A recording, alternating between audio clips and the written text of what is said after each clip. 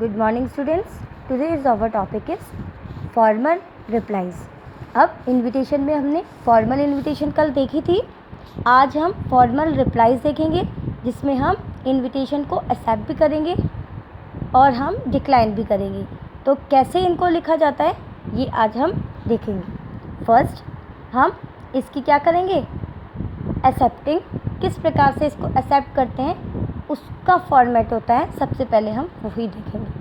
सबसे पहले हम एक्सेप्टर्स का, जो भी एक्सेप्टर है उसका नाम लिखेंगे, थैंक, फिर इनवाइटर्स नेम, जिसने हमें आमंत्रित किया उसका नाम लिखेंगे, for invitation, for his kindly या फॉर हर काइंडली इनविटेशन, ये हम लिख सकते हैं. बट ओनली हमें मेन चीज़ जो चेंज करनी है वो हमें देखना है.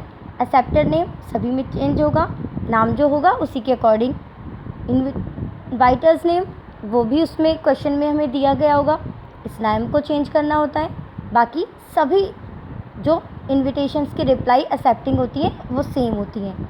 ओकेज़न का नाम, ओकेज़न दूसरा हो सकता है कोई भी. जैसे आज हम एग्ज़ाम्पल देख रहे हैं यहाँ पर हमारा बर्थडे पार्टी, तो यहाँ पे मैरिज पार्टी भी हो सकती है, यहाँ डिनर पार्टी भी हो सकती है. तो ये चेंज जो होते हैं अंडरलाइन जो किए हैं, मेन फोकस इन्हीं बातों पर रखना है हमें. उसके बाद में ओकेजन नेम देने के बाद हम डेट लिखेंगे. अब भाई किस डेट को ओकेजन है वो तो हमें मेंशन करना ही होगा. टाइम बताना होगा, हम इनवाइट कर रहे हैं तो टाइम तो बताएंगे, इस टाइम पे पहुंचना है.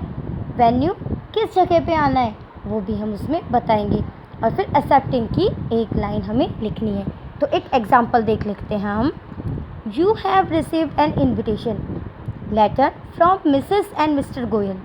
अब मिसेस एंड मिस्टर गोयल ने आपको इनवाइट किया है और आपने उनका इनविटेशन लेटर जो है वो प्राप्त किया है. अभी मिस्टर एंड मिसेस गोयल कहाँ के हैं, न्यू दिल्ली के. अब किस लिए किया है invitation, to attend their son's birthday party, कि आप लोग क्या करें, उनके बेटे के बर्थडे पार्टी में शामिल हों. टू अटेंड, शामिल हों. अब ये बर्थडे पार्टी कब की है, देखिए 14 जून 2020. डेट आ गई 8:30. क्या आ गया, टाइम आ गया. Right a formal reply accepting the invitation. अब इसमें वेन्यू नहीं दिया तो वेन्यू देखिए, मिसेस एंड मिस्टर गोयल कहाँ के हैं, न्यू दिल्ली. तो अब न्यू दिल्ली का एड्रेस लिखना होगा आपको. तो ये चीज़ ध्यान रखनी है. चेंजेस हमने क्या देखे थे, एक्सेप्टर नेम, एक्सेप्टर का नाम इसमें नहीं है तो आप इसमें अपना सरनेम ऐड लिख सकते हैं. तो मिसेस एंड मिस्टर शर्मा. अब एक्सेप्टर नेम लिखा, थैंक. अब थैंक किया हमने, ये दोनों प्लूरल है तो प्लूरल के साथ मेन वर्ब की फर्स्ट फॉर्म, तो हमने थैंक. अब इनवाइटर नेम इसमें दिया हुआ है, Mrs and Mr Goyal, for their kind invitation. देखिए फॉर इन्विटेशन. अब हम इसमें ये लिख सकते हैं, प्लूरल है ये इसलिए देयर काइंड इन्विटेशन.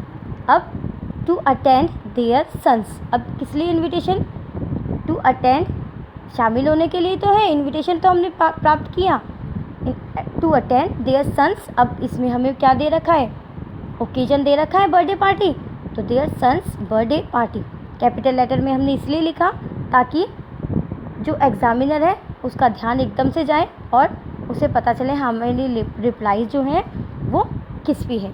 सारी चीज़ें हम फोकस कर देंगे तो अट्रैक्टिव भी लगेगा और साथ में ही तुरंत देखने के साथ ही पता चल जाएगा. अब हमने ओकेजन लिखा, ऑन 14 जून 2020, डेट लिखी, एट 8:30, टाइम लिखा, लिख दिया. अब इसके बाद में क्या करेंगे, हमें एक्सेप्टिंग लाइंस लिखनी थी. तो अब आपकी फॉर्मल जो है वो किस में बनती है, थर्ड पर्सन में. हमने लिखा था रूल्स में, तो इसलिए हमने क्या किया, दे. अब थर्ड पर्सन में 1 2 प्लूरल है ये, तो इसलिए क्या आएगा थर्ड पर्सन में, ही शी इट दे. तो यहाँ पर क्या आएगा, they. They have great pleasure in accepting the invitation. तो ये क्या हो गया, एक्सेप्टिंग लाइन्स हो गई और यहाँ पर आपका इन्विटेशन कंप्लीट हो गया, इन्विटेशन की रिप्लाई कंप्लीट हो गई. ठीक है. अब आपको ध्यान रखना है, अगर रिप्लाई एक्सेप्ट करने की रिप्लाई, देखिए क्वेश्चन में आएगा रिप्लाई एक्सेप्टिंग, तो अगर आपको बर्थडे पार्टी की जगह कोई दूसरा वर्ड आ जाए, ओकेजन आ जाए, तो आपको ये ध्यान रखना है, आपको मेन चीज़ चेंज क्या क्या करनी है, आपको एक्सेप्टर नेम, आपको इनवाइटर नेम, आपको ओकेजन नेम, आपको डेट टाइम ये चेंज करना है, ठीक है। बाकी आपका जो फॉर्मेट है वो ऐसे का ऐसे ही बनाना है, ठीक है। अब हम एक डिक्लाइनिंग वाला और देखेंगे। Formal replies declining. अब डिक्लाइनिंग मीन्स इनकार करना, आप नहीं जा पाएंगे, तो अब इसमें भी सेम वैसा ही होगा। First acceptor name, inviter's name, occasion name, date time venue और डिक्लाइनिंग। उसमें एक्सेप्टिंग लाइन थी, इसमें डिक्लाइनिंग लाइन है। अब डिक्लाइनिंग में ये ध्यान रखना है कि आप डिक्लाइन जब कर रहे हैं तो उसका रीज़न मेंशन करना हमें नेसेसरी है, तो आप ये चीज़ ध्यान रखेंगे। एक्सेप्टिंग में तो एक्सेप्टिंग की एक लाइन हो गई, बट डिक्लाइनिंग में आपको रीज़न देना ज़रूरी है। तो देखिए अब क्वेश्चन देखते हैं हम।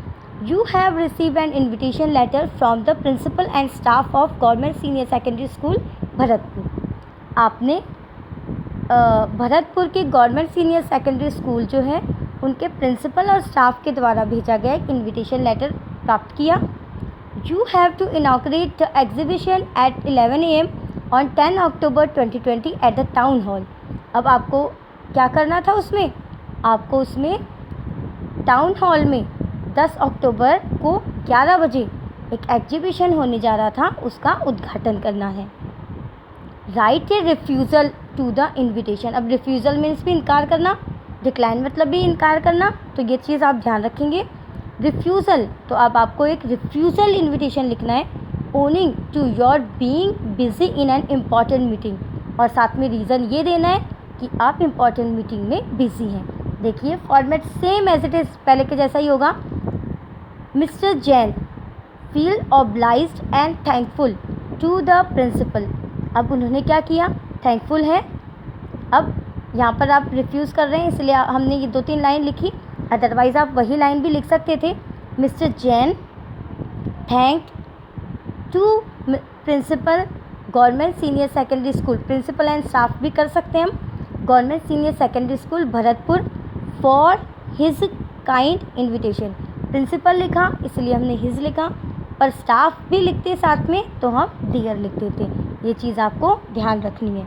हिज काइंड इन्विटेशन टू, अब देखिए ओकेजन आ गया, नेम ओकेजन टू इनॉग्रेट, क्या इनॉग्रेट, एग्जीबिशन। अब एग्जीबिशन किसकी है, अगर आप मेंशन करना चाहें तो कर सकते हैं, इसमें नहीं दे रखा है पर हम मेंशन कर सकते हैं। द पेंटिंग एग्जीबिशन, हमने ओकेजन लिखा यहाँ, उसके बाद में हमने डेट लिखी, डेट है क्वेश्चन में, टाइम है, वेन्यू है, हमने पूरा एज इट इज़ वैसा का वैसे लिख दिया।